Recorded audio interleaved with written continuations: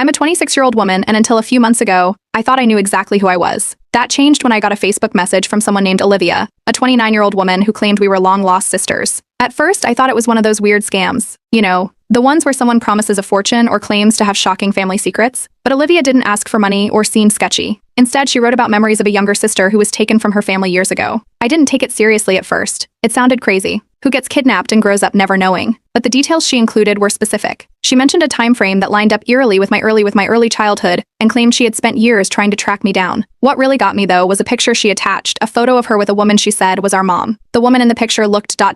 familiar. The kind of familiar that makes your stomach drop, even though you can't figure out why. I showed the message to my boyfriend, who immediately said we should look into it. I laughed it off, saying it was clearly fake, but something about the picture stuck in my head. When I brought it up to my parents later that evening, their reactions were odd. My dad barely looked up from the TV, mumbling something about don't believe everything on the internet. My mom, though, got this tight look on her face and quickly changed the subject. It felt off, but I didn't press them. I figured they were just annoyed I was wasting time on some random message. That night, lying in bed, I started thinking about my childhood. I realized there were a lot of gaps in what I remembered. For one, I'd never seen any baby pictures of myself. Whenever I asked about it growing up, my mom would just wave it off, saying they weren't organized back then, and that most of the pictures got lost during a move. I believed her. Why wouldn't I? But now, thinking about it, it felt strange. Who doesn't have any baby pictures? The next day, Olivia messaged me again. This time, she sent more photos, including one of herself as a toddler. She looked just like I did in my old childhood photos, or at least the ones from when I was around 3 or 4 years old. She also told me about a few specific things from her childhood, like how she used to sleep with a stuffed rabbit named Mr. Floppy that she'd lost the day I disappeared. Something about the way she wrote felt genuine, and I couldn't shake the feeling that she wasn't lying. My boyfriend suggested I take a DNA test to see if there was any truth to her claims. When I mentioned it to my parents, they both dismissed the idea. My mom called it a waste of time, and my dad just muttered something about not stirring up drama. Their reactions made me more suspicious than ever. Why were they so against something as harmless as a DNA test? That's when I started digging.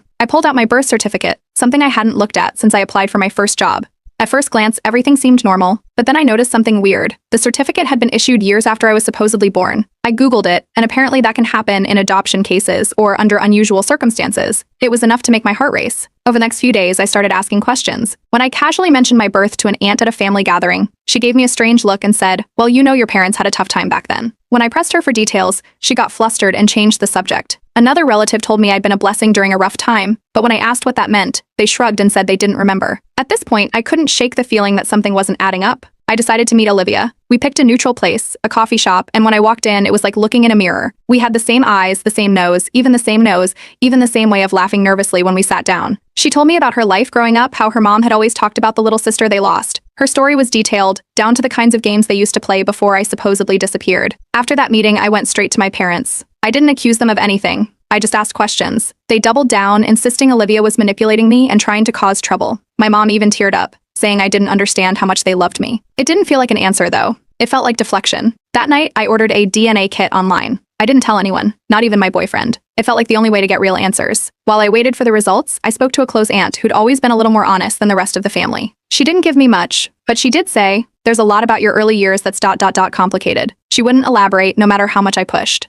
A few weeks later, the DNA results arrived. My heart was pounding as I opened them. Right at the top, it said I had a 50% DNA match with Olivia. We were half-sisters. Everything I thought I knew about my life came crashing down in that moment. Update 1. After the DNA results confirmed that Olivia and I were half-sisters, I knew I couldn't keep quiet anymore. The first thing I did was bring the results to my parents. I printed them out and put them on the kitchen table while they were both sitting there. My mom glanced at the paper, and her face went pale. My dad grabbed it, read through quickly, and immediately started shaking his head. I didn't accuse anyone or demand anything right away. I just asked them to explain. My mom looked like she was on the verge of tears, but my dad's response was explosive. He accused Olivia of being a liar and a troublemaker who was trying to tear our family apart. He said DNA tests aren't always reliable, and that I was putting my faith in strangers on the internet instead of my own family. That's when my mom finally broke. Through tears, she admitted she had an affair years ago. She said my dad knew about it, but they had worked through it and decided to raise me together as if nothing had happened.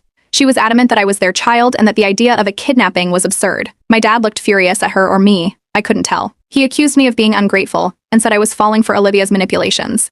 I left the house that day more confused than ever. Olivia and I talked on the phone that evening, and she told me her side again. According to her, their mother, our biological mother, was coerced into giving me up due to financial struggles. Olivia claimed their family was going through a tough time, and someone offered to help by taking me in. She didn't know all the details, but she was sure her mom never agreed to give me up permanently. I decided to share the DNA results with a few close family members, hoping someone might shed light on what was going on. Reactions were mixed. An uncle admitted he had known about my mom's affair but claimed he didn't know anything about an adoption or kidnapping. Others were skeptical of the DNA test and sided with my parents, saying I was being influenced by Olivia and her stories. That night, I dug through old family documents stored in a box in the attic. There were photo albums, legal papers, and random keepsakes. I realized there were no medical records from my birth or early childhood, nothing before I was about 3 years old. Even my birth certificate, which I'd already found odd, didn't match the timeline my parents had always told me. A week later, I received a letter from Olivia's biological mother. It was handwritten, emotional, and full of apologies. She said she had spent years wondering what happened to me and had tried to reconnect but was always met with closed doors. She didn't provide hard evidence, just memories and feelings, but her words felt genuine. She said she wanted to meet me whenever I was ready. Things at home became tense. My older sister called me selfish for stirring the pot and warned me not to ruin our family. My younger brother, on the other hand, was curious. He started asking our parents questions, which only seemed to make things worse. My mom became increasingly withdrawn, while my dad was more defensive than ever. At one point, he told me if I kept pushing, I would destroy our family. The underlying threat was clear: stop now or risk being disowned. I couldn't let it go, though. I arranged to meet Olivia's biological mother in person. The meeting was emotional and overwhelming. She cried as soon as she saw me and hugged me tightly, but the details she shared were still vague. She claimed a family friend had helped arrange for me to go to a better home, but didn't elaborate on how it all happened. Without concrete proof, I didn't know what to believe. When I got home, my boyfriend suggested hiring a private investigator. He thought they might be able to dig up records or find witnesses to confirm what really happened. I mentioned it to my dad in passing, and his reaction was immediate. He mocked the idea and said I was wasting my time and money. His response felt more like fear than anger, which only fueled my suspicion. I started leaning on my friends for support. They encouraged me to keep digging and not give up, but I felt increasingly isolated from my family. My parents' avoidance, my sister's hostility, and my brother's quiet questioning made it clear that our family dynamic was crumbling under the weight of this secret. The final straw came when I found an old document buried in the box of family papers. It was a legal notice about a name change when I was 2 years old. My current name wasn't my original name. I didn't recognize the original name, but it matched the name Olivia's mom said they had given me. That discovery made everything feel real. I started seriously considering whether I needed to step away from my parents and focus on finding the truth. If they couldn't or wouldn't tell me what happened, I'd have to find out myself, even if it meant walking away from the only family I'd ever known. Update 2. After finding the legal notice about my name change, I hired a private investigator. It wasn't an easy decision, but I had no other way to get answers. The investigator moved quickly and uncovered something shocking. There were no hospital records of my birth in the town listed on my birth certificate. In fact, there were no records of me anywhere until I was about 2 years old. When I brought this up to my parents, my dad exploded. He accused me of being ungrateful, of tearing the family apart over some stranger's lies. He said I was choosing random people on the internet over my own parents. My mom stayed silent, her hands trembling as she stared at the floor. My dad's reaction felt more defensive than angry, like he was trying to cover something up. I left without saying much, determined to keep digging. Meanwhile, Olivia kept sending me more photos from her childhood. One of them stopped me in my tracks. It was a picture of a little girl, around 2 years old, playing in a backyard. The girl looked exactly like me at that age. The same chubby cheeks, the same curly hair. She even had a faint scar above her eyebrow, just like the one I have. It was impossible to deny the resemblance. Olivia also told me that her mother had reported a missing child around the time I was supposedly born. She sent me an old newspaper clipping about a local woman's desperate search for her daughter. The details matched everything Olivia had told me so far. My biological mother hadn't just given me up. She had tried to find me for years. Around this time, an estranged aunt reached out to me. She'd been distant from the family for most of my life, but she said she had heard about what was going on. She told me that one day, out of nowhere, my parents had come home with a toddler, me. No explanation, no announcement of an adoption, nothing. She said it always seemed strange, but she had never questioned it because my parents were so secretive about everything. The family dynamic at home was crumbling. My older sister stopped speaking to me entirely. She called me selfish for digging up the past and said I was ruining our parents' lives. My younger brother, however, began asking questions of his own. He cornered our mom one evening, demanding to know the truth. My dad walked in, overheard, and lashed out. The house was tense and chaotic, and I knew I couldn't stay there much longer. The extended family was divided. Some people believed me and thought my parents were hiding something. Others were firmly on my parents' side, saying I was being manipulated and needed to drop it. A few relatives even stopped talking to me altogether. The tension came to a head during a family gathering when someone brought up the DNA results. Voices were raised, accusations flew, and it ended with me walking out after my dad shouted that I wasn't welcome if I couldn't let it go. In the middle of all this, my mom finally opened up, quietly, privately. She admitted that she had been pressured into going along with everything by my dad. She said she didn't know the full details but claimed it was all done out of love and a desire to give me a better life. Her words didn't make much sense, but it was clear she felt trapped. She begged me not to push any further, but I couldn't promise her that. Olivia's biological mother decided to take legal action to access sealed adoption records. It was a long shot, but it was the only way to get official confirmation of what had happened. While we waited for updates, Olivia and I grew closer. She told me more about our family, about the things they did to try to find me, and about how much they had always missed me. At home, things got worse. My dad started pulling away, avoiding me entirely. My mom seemed like she wanted to say more but was too afraid to. The investigator found more evidence, documents showing my name had been legally changed when I was 2 years old.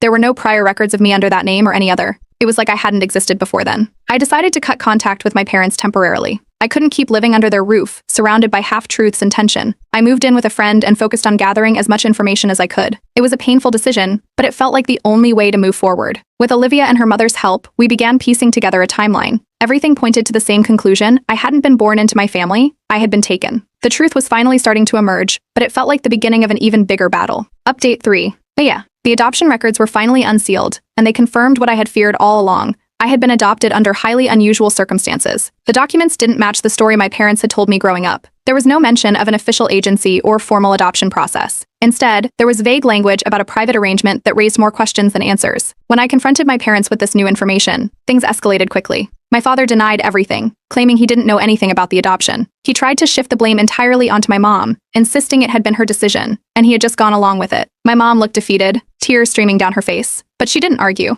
Olivia's biological mother provided more evidence to support her side of the story. She showed me letters she had written to the adoption agency after I was taken. The letters were heartbreaking, desperate pleas for updates on her daughter. She described the guilt she carried, how she was told I would be better off but later realized she had been manipulated. She had tried to reverse the decision, but by then it was too late. The agency had closed, and she was told there was no way to locate me. I tried to talk to my parents again, but it turned into a full-blown argument. My father accused me of betraying the family and stirring up drama for no reason. My mother stayed silent, barely meeting my eyes. By the end of the night, I packed my things and moved out permanently. There was no going back. The fallout with my extended family was immediate. Some relatives accused me of ruining the family's reputation. They said I should have left the past alone instead of airing dirty laundry. Others stopped talking to me entirely. It felt like a campaign to isolate me, to make me give up on finding the truth. But I couldn't stop now. In the middle of all this, Olivia's mother shared another piece of the puzzle: hospital records showing that she had been hospitalized around the time I was taken. She had suffered complications from childbirth and was vulnerable when the adoption was arranged. The timing lined up perfectly with the gaps in my own story. It was another confirmation that I had been taken under questionable circumstances. Olivia's biological father also reached out during this time. He wanted to meet me. This added a whole new layer of complexity. I didn't know how to feel about it, but I agreed to keep the door open for a future meeting. For now, I focused on Olivia and her mother, slowly building a sense of connection with them. They welcomed me warmly, sharing stories about the family and showing me pictures of holidays, milestones, and everyday moments I had missed. Back at home, my parents tried to spin the story. They started telling people that the adoption had been done out of love and that they had only wanted to give me a better life. It didn't explain the secrecy or the lies, but it was clear they were trying to salvage their image. My mom even reached out to me privately, asking me to stop talking about it and claiming it would destroy our family. I told her I couldn't promise that. My younger brother, who had been asking more questions, decided to take a DNA test himself. The results confirmed that he was my half-sibling. It was another blow to the story my parents had been clinging to. He confronted them about it, which only deepened the rift in our family. My older sister doubled down on her stance, calling me selfish and refusing to believe any of the evidence. Olivia's mother provided another key piece of evidence: a copy of my original birth certificate. It listed a name I didn't recognize, the name she and her husband had given me at birth. Seeing it in writing made everything feel more real. It wasn't just a story anymore, it was documented proof of who I had been before I was taken. Around this time, I discovered something else that shook me. The private investigator found discrepancies in my parents' financial records from around the time of the adoption. There were large, unexplained deposits that coincided with when I was brought into their home. It raised the possibility that money had exchanged hands as part of the arrangement. I couldn't prove it yet, but it added to the growing sense that my adoption hadn't been as innocent as my parents claimed. A family friend came forward with more troubling information. They remembered my parents acting strangely around the time of my adoption, avoiding questions, cutting off certain relationships, and behaving defensively whenever the topic of my arrival came up. It was more circumstantial evidence, but it painted a picture of a secretive and suspicious time in their lives. With all the pieces coming together, I made a decision. I was going to legally change my name back to the one Olivia's mother had given me. It felt like the right way to reclaim my identity. When I told my parents, they begged me not to go through with it. They said it would destroy them, that it would be like erasing everything they had done for me. I told them this wasn't about them. It was about the truth. By the end of it all, I knew there was no repairing my relationship with them. The lies, the secrets, and the betrayal were too much to overlook. I moved forward with the name change, fully embracing the family I had rediscovered. It wasn't easy, but it felt like I was finally reclaiming a part of myself that had been taken away. Update 4. Changing my name legally back to the one Olivia's mother had given me at birth was a decision I thought would feel like closure, but it triggered a firestorm instead. When the paperwork went through and I officially dropped the name my parents had given me, my older sister exploded with rage. She called it a betrayal, an insult to everything our family had built. My parents, predictably, were devastated. My mom broke down crying, saying it felt like I was erasing her from my life. My dad barely spoke, but his disappointment was palpable every time we crossed paths. In contrast, Olivia's family threw a small celebration for me. They gathered at her mother's house, with decorations and a cake that had my original name written in icing. It was intimate but full of warmth, a stark difference from the tension I'd been living with. They shared more family stories, showed me baby pictures, and made me feel like I belonged. For the first time in a long time, I felt like I was part of something real. Meanwhile, my younger brother stood by me. He started speaking up at family gatherings, calling out the lies and inconsistencies in my parents' stories. His support made him a target of my dad's frustration, but he didn't back down. He told me privately that he admired my courage and wanted to know the truth as much as I did. His public defense of me caused further rifts, though, and the divide in the family grew deeper. My parents began spreading lies about me to extended family members. They claimed I had been brainwashed by Olivia's family and was abandoning them for selfish reasons. They painted Olivia's mother as manipulative, accusing her of exploiting me to settle old grudges. It wasn't long before I started getting phone calls from relatives asking for my side of the story. Some were genuinely curious, while others clearly just wanted gossip. Amid the chaos, another shocking revelation came to light. The private investigator discovered that my dad had been hiding a secret, a second family. He had fathered a child with another woman years ago, and they lived in a nearby town. When this information reached me, it felt surreal. My dad, who had always preached about loyalty and family values, had been living a double life. I didn't confront him directly, but word got out, and the family tension escalated even more. As if that wasn't enough, Olivia's biological father decided to pursue a formal paternity test. The results confirmed he was my biological dad. He expressed a desire to meet me, and after some thought, I agreed. Our meeting was brief but pleasant. He seemed genuine in his interest to get to know me, though he was careful not to push too hard. It was clear he didn't want to overstep, knowing how much turmoil I was already dealing with. Back at home, my mom doubled down on blaming Olivia's family. She accused them of manipulating me and tearing apart our family. Her desperation was evident in the way she spoke to relatives, trying to sway them to her side. But the more she tried to spin the narrative, the more people started questioning her. Extended family members who had initially supported her began to see through the cracks in her story. Some even reached out to me to apologize for doubting me. By this point, I knew I needed distance. I decided to move to a new city. It wasn't just about escaping the drama. I wanted a fresh start where I could focus on myself without the constant weight of family conflict. Olivia and her family supported my decision wholeheartedly. Olivia even helped me find an apartment, and we made plans to visit each other regularly. In the weeks following my move, Olivia and I grew closer. She introduced me to more of her extended family, and we started to feel like real siblings. She was there for me in a way I hadn't experienced before, someone who understood what I was going through, because she had been living with the loss of me for so long. Back home, things took a dramatic turn. My dad filed for divorce, citing the stress of recent events as the reason. It was obvious that the unraveling of his secrets had played a big role. My mom was devastated and sent me a long, emotional letter, begging me to reconcile with her and fix what had been broken. I couldn't do it. The lies and manipulation had gone too far, and I told her I needed to focus on rebuilding my life. As more of the truth came out, extended family members started cutting ties with my parents. They realized how much had been hidden and began to see my parents in a new light. Some even expressed regret for not supporting me sooner. My parents became increasingly isolated, their carefully curated image of a perfect family shattered. Now, as I settle into my new life, I find myself reflecting on my identity. Embracing my original name and my place in Olivia's family has been both challenging and liberating. It's not the life I imagined, but it feels authentic. I'm learning to let go of the anger and focus on the relationships that matter, especially with Olivia and her family, who have shown me what unconditional love and acceptance look like. Update 5. My parents made one last attempt at reconciliation. My mom called me and said she wanted to meet in person to clear the air. I hesitated but agreed to a neutral location, a cafe far from my new apartment. When I arrived, both of them were waiting. My dad looked tense, my mom teary-eyed as always. They talked about how they had made mistakes, how they only wanted what was best for me, and how they hoped we could move forward as a family.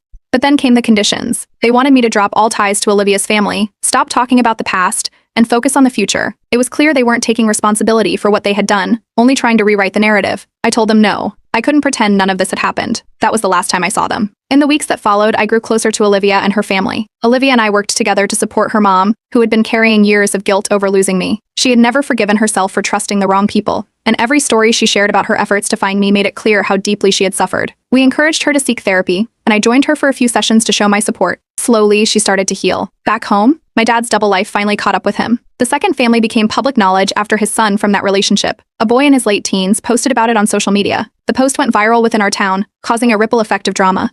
My mom was blindsided. The scandal deepened the divide in my old family, with some relatives cutting ties with my parents entirely. They became increasingly isolated, and when their attempts to rally support against me failed, they eventually relocated to a smaller town to avoid the shame. I took the final step in reclaiming my identity by legally updating all my documents to reflect my biological family's history. It was a lengthy process, but worth every moment. Seeing my original name on my driver's license and official records felt like a piece of the puzzle finally clicking into place. It wasn't about erasing my past, but about owning the truth. Olivia's biological father offered to help financially as I started over, but I declined. I wanted to stand on my own 2 feet. The gesture meant a lot, though, and we began to build a cautious but meaningful relationship. He had missed out on so much of my life, but he was making an effort to be present now, and that was enough for me. A few months later, Olivia gave birth to a baby girl and asked me to be her godmother. It was one of the most emotional moments of this entire journey. Holding that tiny baby in my arms, I felt an overwhelming sense of connection and purpose. It was like our family, fractured for so long, was finally starting to heal in a new generation. As time passed, extended family members who had initially doubted me started reaching out. They apologized for not believing me and for siding with my parents. Some relationships were too damaged to repair, but others began to mend. I appreciated the effort, but I didn't need their approval anymore. I was finally at peace with myself. With my parents gone, Olivia's family became my family in every way that mattered. They threw a big reunion to celebrate us finding each other again, inviting extended relatives who I hadn't met yet. The day was filled with laughter, stories, and a sense of belonging I hadn't felt in years. For the first time, I felt like I was part of something bigger than myself, a family built on love and truth. My younger brother and I stayed in touch throughout all of this. He visited me in my new city, and we slowly started to rebuild our relationship. He was still grappling with everything that had happened, but he was trying, and that meant the world to me. As I settled into my new life, I began sharing my experiences with others. I joined support groups and online communities for people who had gone through similar situations. Telling my story helped me process everything and gave others the courage to seek their own truths. It was a way of turning my pain into something meaningful. Looking back now, I realize how far I've come. The girl who doubted herself, who blindly trusted what she was told, is gone. I've grown into someone who values honesty and fights for what's right, no matter how hard it is. My parents' betrayal hurt, but it also taught me to set boundaries and choose relationships that bring positivity into my life. The story ends here, but my life is just beginning. I have a family that loves me, a name that reflects who I truly am, and a future that feels bright and full of possibilities. I've finally found peace, and for the first time I know exactly who I am.